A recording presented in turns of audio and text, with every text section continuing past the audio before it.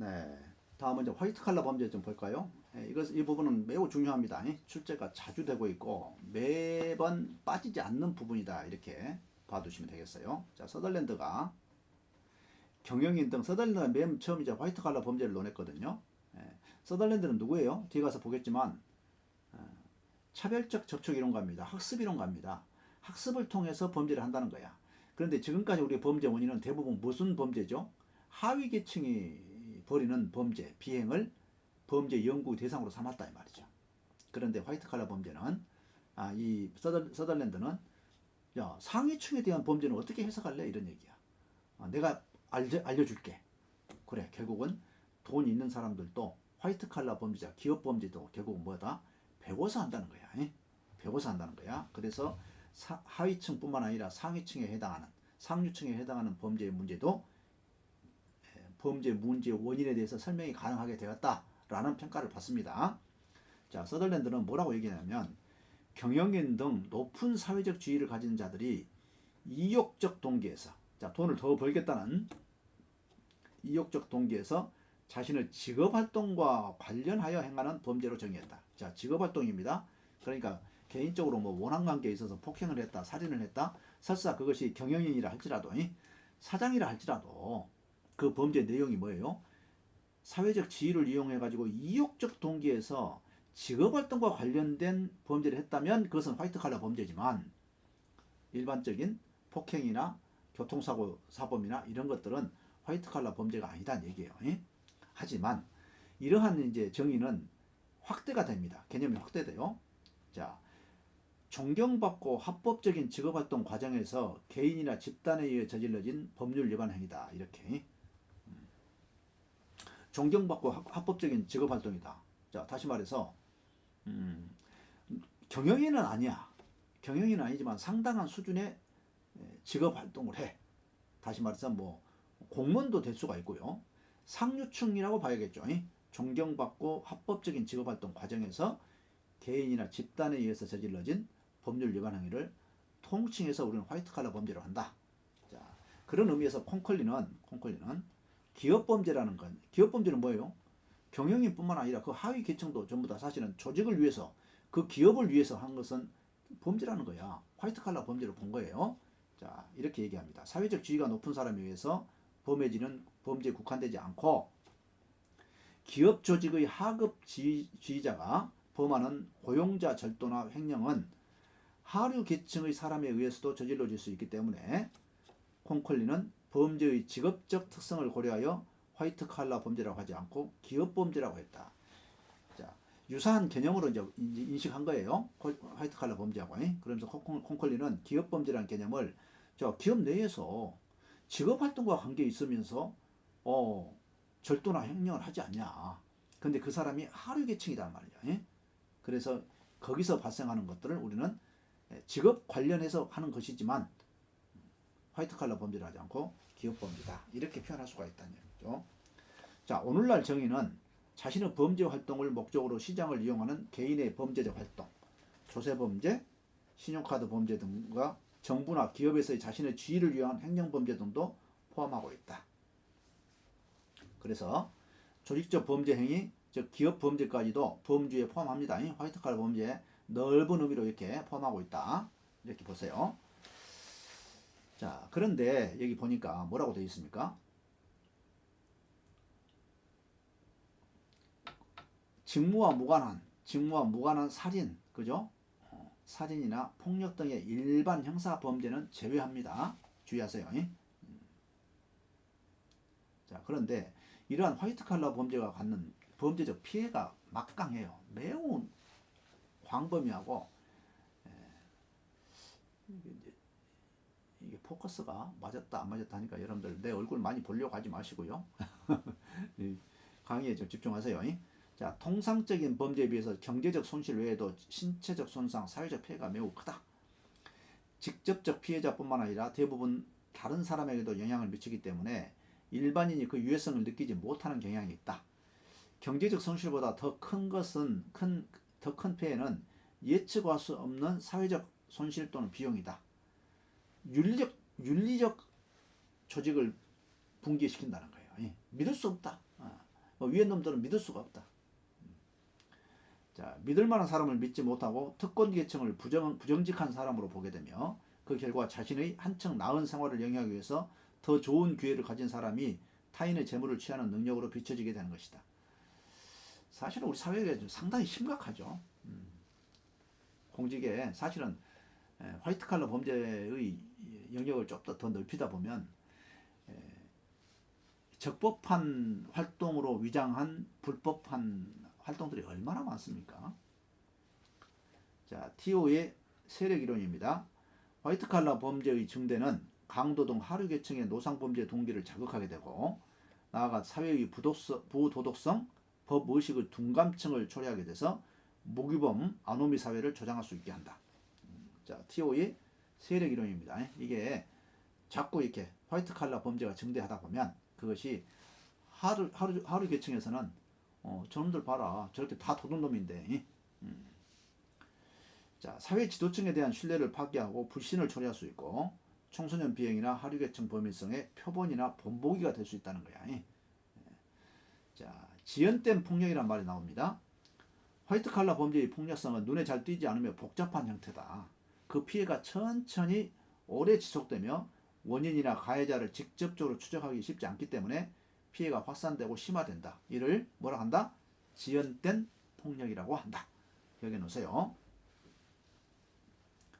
자, 화이트 칼라 범죄의 특성입니다. 주로 전문적인 지식을 가진 사람에 의해서 일상적인 직업 활동 과정에서 합법성을 가장해서 발생한다는 것. 그래서 증거 수집이 어렵습니다.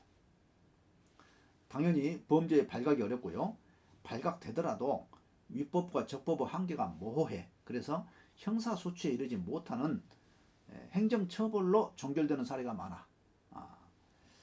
자, 피해가 직접적이지 않고 간접적이고 장기간에 걸쳐 나오기 때문에 피해자의 피해의식이나 저항감이 낮다. 우리 국민들 특히나 그러죠. 아니, 재벌 총수가 그 많은 돈을 가지고 있으면서 거기서도 또 돈을 더 벌려고 이욕적인 범죄를 저지르잖아요. 그래서 교도소에 갇히게 되면 어떻습니까? 언론에서 또 뭐라고 그래요? 저 사람 없으면 큰일 난다. 기업이 망한다. 투자의 기회를 놓치고 있다. 국가가 망한다. 이렇게 막 겁을 준단 말이죠. 그러면 또 서민 대중이 본인이 피해 의식이 없어요. 그래서 여론조사를 하면 저 사람 풀어줘야 한다. 이렇게 된단 말이죠. 그래서 이렇게 저항감이 낮아요. 또 암수범죄의 효과도 많죠. 사실은 피해가 크지만 법률을 허점을 겸허히 이용하거나 권력과 결탁해서 조직적으로 은밀히 하기 때문에 잘 드러나지도 않아. 이러한 화이트 칼라 범죄의 특성이 있고요. 또 기업가의 범죄가 있다고 해도 동료 집단 사이에 상징적 제재를 받지 않는, 다시 말해서 이건 뭐냐면 서로 간에 비난하지 않는다는 얘기야. 자, 경제 발전과 소득 증대로 화이트 칼라 범죄를 범하는 계층은 점차 확대되어가는 경향이 있다. 자, 대책은 뭘까요? 합법과 불법의 한계를 명확하게 해라. 그리고 사회 상류 계층에도 시설 수용 등 법 적용을 엄격하게 해라. 교도소 집어넣으란 얘기야. 자, 불특정 다수를 피해자로 하는 환경범죄, 직무상 지위나 권한의 남용 등에 대한 일반 국민의 합법적 저항 의식을 좀 높여야 한다. 이런 얘기입니다. 자, 화이트 칼라 범죄 분류를 볼까요? 자, 동기에 따른 분류입니다. 조직적 범죄와 직업적 범죄를 나눠놨어요. 자, 조직적 범죄는 사기 기만형, 사기 부당 광고, 탈세, 시장 통제형, 불공정 거래, 가격 담합 행위, 자, 뇌물 매수형, 자, 상업적 뇌물, 정치적 뇌물, 정치인한테, 또 행정 조치를 묵인하는 대가로 재산상 이익, 자, 기본권 침해형, 권력을 이용해서 인간의 기본적 권리를 침해하는 거. 자, 좋은 환경에서 살아야 할 권리 우리 국민들에게 다 있죠. 헌법상 권리입니다. 그런데 마구 폐수를 막 집어 보내가지고 환경을 침해한다. 이런 것도 기본권 침해에 해당하죠. 자, 직업적인 범죄예요. 자, 범죄자의 신분에 따라서 기업 범죄, 정부 범죄, 전문가 범죄로 분류할 수가 있고요. 또 현행법상 정부 관련 직업 범죄는 공무원에 대한 직무유기, 직권 남용, 수뢰, 증례. 수뢰는 뭐예요? 받는 것이고 이것은 주는 것이죠. 포함한 공무원 범죄가 대표적이다. 자, 조직적, 직업적 범죄로 나눌 수가 있다. 에덜허츠의 범행 수법과 목적 등 가해자 중심 분류를 해놨어요. 가해자 중심이. 특별 위반, 신뢰 남용, 반계적 기업범죄, 사기수법 이렇게. 자, 특별 위반은 뭐냐? 복지연금 사기나 세금 사기 등 일련의 사파적 사건으로서 개인적 이득을 하는 것이고요. 자, 신뢰 남용은 횡령이나 뇌물수수 등 조직 내에서 신뢰할 만한 위치에 있는 사람이 조직에 대해서 하는 것을 말합니다. 자, 반계적 기업범죄는 공정거래 위반 등 기업의 이익을 확대하기 위해서 기업 조직에 의해서 범해지고요.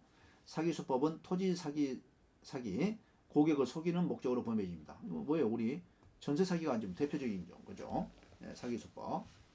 에덜허츠입니다. 에덜허츠. 자꾸 지금 범죄학의 범위가 좀 늘어나고 있어요. 그래서 평소에 보지 못했던 인물들이 좀 자꾸 드러나고 있습니다. 자, 무어. 이제 범죄 공부할 때 여러분들이 가장 이제 어렵고 짜증나는 것이 사람 이름 암기하는 거예요. 왜냐하면 그 이름과 이론을 항상 함께 연결해서 공부해야 합니다. 자, 7가지로 나누는 거죠. 신용사기. 자, 상품의 방문 판매에서 사기에 이르기까지 다양한 사기를 포함합니다. 신용사기, 사취, 계량기 조작, 또 부당한 요금 청구, 자, 조직 내의 권한의 사적 사용, 자신의 조직 내의 권한을 사용해서 개인적 이익을 취하는 경우, 횡령, 조직 내 자신의 지위를 위해서 조직의 재물을 자신의 불법으로 소유하는 것, 고객 사기, 보험 사기, 신용카드 사기, 정보 판매와 뇌물, 그죠? 기업 범죄 이렇게 무어가 범행 수법에 따라서 7가지로 유형을 나눴습니다. 자, TO의 범죄 피해자 기준입니다. 회사에 대한 범죄, 고용원에 대한 범죄, 고객 범죄, 일반 시민에 대한 범죄로 분류했다는 거예요. 그러면 이러한 이 화이트 칼라 범죄의 원인에 대해서는 어떻게 이제 설명을 하고 있느냐는 얘기죠. 자, 심리적 소질론하고요. 서덜랜드의 차별적 접촉이론, 학습이론이죠. 이건 중심을 이루고 있다고 그랬어요. 그 다음에 중화기술이론 이렇게 3가지로 설명을 하고 있습니다. 뭐 앞으로 이제 범죄학에서는 어쨌거나 이제 깊이 있게 출제가 될 것이기 때문에 형사정책에서는 그냥 일반론적으로 화이트 칼라 범죄의 특징, 대책 이 정도에서 나옵니다. 그런데 범죄학에서는 조금 더 깊이 나올 것이다. 자, 심리적 소질론입니다. 자, 정직한 기업 세계의 극히 일부인 썩은 사과를 대표하는 희귀한 현상으로 보는 것입니다. 그렇게 범죄를 하고자 하는 소질적인 심리적인 소질적인 요인 때문에 범죄를 한다는 얘기야. 자, 그래서 심리학적 기질을 가지고 있다 이렇게 보는 거예요. 자, 내재화되거나 억압되었을 때 의료적 또는 임상 병리적 문제를 유발할 수 있는 긴장이나 불안감의 외향적 표현으로 파악되기도 합니다. 자, 이게 지금 심리적 소질론은 뭐예요? 그 사람의 그 인지 구조 속에 이미 내재화되어 있다는 얘기야. 그리고요, 학습이론은 자, 서덜랜드 차별적 접촉이론입니다. 자, 화이트 칼라 범죄를 부정적으로 규정한 정직한 기업인들보다 그것을 긍정적으로 규정하는 다른 화이트 칼라 범죄자가 더 많은 접촉을 가졌기 때문에, 더 많이 만났기 때문에 이런 얘기입니다. 학습하게 된다는 거야. 또 차별적인 사회 조직입니다. 기업 조직은 법규나 규정의 위반을 위한 조직이지만 정부 조직은 기업 규정의 위반에 강력히 대응하지 못하고 있기 때문에 범죄를 유발하는 차별적 접촉과 학습 과정을 더 용이하게 한다. 기업은 돈을 벌기 위해서 법규나 규정을 위반을 위한 조직이다 이 말이야. 사회 조직이 다르다는 얘기야. 기능이 다르다는 얘기야. 응? 기업은 돈 많이 벌려고 법이 있으면 법을 어떻게든지 어기고서라도 돈을 벌려고 한다. 그런데 정부 조직이 그걸 통제를 할 수 있어야 하는데 이것이 약하면 차별적인 접촉의 학습 과정을 더 용이하게 한단 말이죠. 처벌되면은 안 해야지 이렇게 생각을 해야 하는데 처벌하지 않고 빠지는 경우가 많다는 얘기죠. 자, 중화기술 이론입니다. 중화기술은 마차와 사이커스가 뒤에 가면 이제 범죄를 해놓고 합리화시키는 것을 말해요. 중화이론은 대부분의 범죄자가 가치를 중화시키는 기술을 배워서 비합법적 행위와 관습적 행위 사이를 표류한다고 한다. 항상 범죄하지 않는다는 거야. 통상은 정상적으로 잘 법규를 지키다가 범죄의 기회가 되면 살짝 범죄를 하고 그리고 그것을 어쩔 수 없이 했다고 합리화시켜버린다는 거야. 이걸 우리는 뭐라고 한다? 표류 이론이라고 하고 중화기술 이론이라고 합니다. 뒤에 가서 볼 거예요. 기업이 임직원이 담당 공무원에게 뇌물을 주고 특정 계약을 수주하는 것은 불법 행위로 형사처벌에 마땅하지만 자신이 속한 기업의 입장에서는 기업의 이익을 위한 행동이었기 때문에 문제될 수 없다. 어쩔 수 없다. 이런 얘기예요. 자, 횡령의 경우처럼 자신은 돈을 훔친 것이 아니라 잠시 빌렸을 뿐이라고 합리화할 수 있다. 이럴 때 화이트 칼라 범죄에 확대 적용한 것이다. 이렇게 보시고요. 자, 이것까지 뭐 아직 출제는 잘 안 되고 있는데 노칼라 대비 화이트 칼라 범죄. 그러니까 플로레타죠. 자, 노동자적이다 이 말이야. 플로레타적이면 자, 부르주아적은 뭐예요? 자본가죠. 그래서 이게 서민적이라면 여기는 관료적이고요. 여기는 무력적 힘을 쓰는 것이라면 이것은 권력적입니다. 자, 여기는 폭력적이라면 여기는 지능적이고요. 약탈적이라면 착취적이에요. 봉급을 적게 준다거나 어떻게 속인다 이 말이죠. 여기는 직접적이에요. 여러분들 노동자들이 싸울 때 무슨 뭐 머리 갖고 싸웁니까? 몸으로 싸우지? 직접적, 간접적, 절망적. 배고파서 어쩔 수 없이 범죄하는 거야. 그렇지만 여기는 욕망적, 돈을 더 벌려고 한다 이 말이죠. 이 공공적, 여기는 이욕적, 돈을 더 벌려고.